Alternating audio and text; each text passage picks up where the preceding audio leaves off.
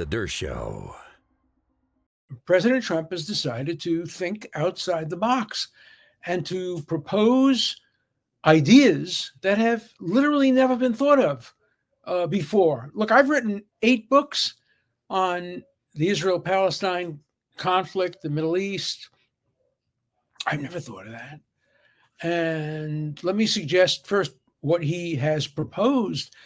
And of course, CNN has condemned it and called it ethnic cleansing, and others are attacking it. But let's not do that. Let's think about it. Think, the world seems to be allergic to thinking, to considering. I'm open to ideas, to new ideas. And this is a new idea. By the way, it's based on a historical precedent, which I'll get into in a minute. But it's a remarkable new idea. The idea is that the United States will take over the Gaza Strip. And the people who now live in the Gaza Strip will be given homes in areas that are under the control of their Arab and Muslim brethren. They will not be sent to Siberia or other places. They will have areas to go to. Hopefully, many will do it voluntarily in Jordan, in Egypt, maybe in Lebanon, and in Syria, and the Gaza Strip will be empty of people for a period of time, and then the United States could do what should have been done in Gaza a long time ago. Dig it up. Remember, Gaza is 2 countries. There's one on top of the earth, and there's another one under the ground, the tunnels, the terror tunnels. And what the United States would do would be to destroy all the tunnels, dig up all the tunnels, flatten Gaza. There's not much to flatten. All the houses are basically flattened already. And then rebuild it from scratch and turn it into what it could have been turned into in 2005 when Israel left the Gaza Strip and turned it over to the Palestinian Authority, which could have made it into Singapore on the Mediterranean. I've been in Gaza. I've eaten lunch and dinner in Gaza City and in Khan Yunis. And I've been to the seashore in Gaza. It's beautiful. It's right on the Mediterranean Sea. And there's miles and miles of beautiful seafront land. And what Trump has said, again, I'm not in a position to know whether ultimately it could succeed or couldn't succeed, but let's at least give it a chance. It's a novel, innovative, fresh approach. And then it could be rebuilt largely with money from Qatar and Saudi Arabia and the Emirates. And homes could be built overseeing the sea with views of the sea. And every single remnant of Hamas, every single rocket, every single explosive would be eliminated. That would probably take a few years. And Israel would not move in. Israel would not reoccupy the Gaza. Trump has made that very clear.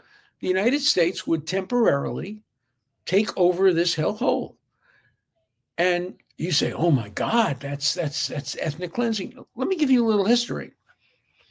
The Second World War was caused in substantial part, not completely, but in substantial part, by the fact that millions of ethnic Germans lived in an area that was disputed between Germany and Czechoslovakia. It was called Sudetenland.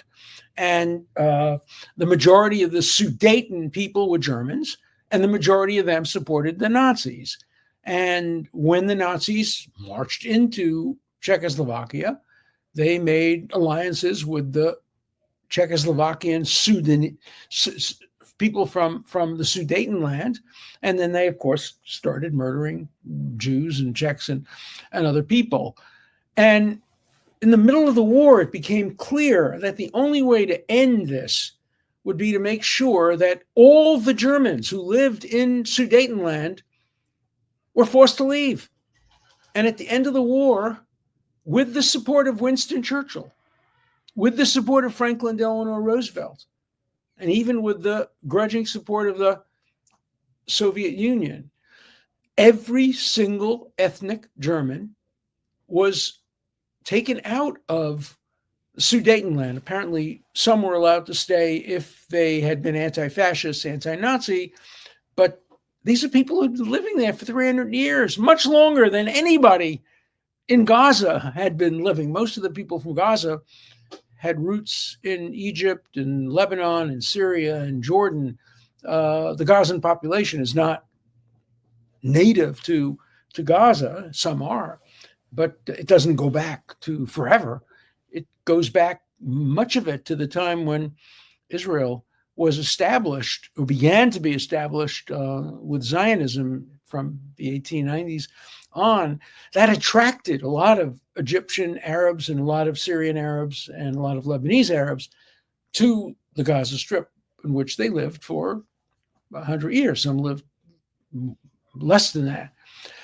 But the idea that when you attack somebody, the way the Germans attacked the Czechs, you pay a price for it, and your people pay a price for it. And Hamas, of course, represented the people of the Gaza Strip. The vast majority of Gazans voted for Hamas and supported October 7th and participated, many of them, in October 7th.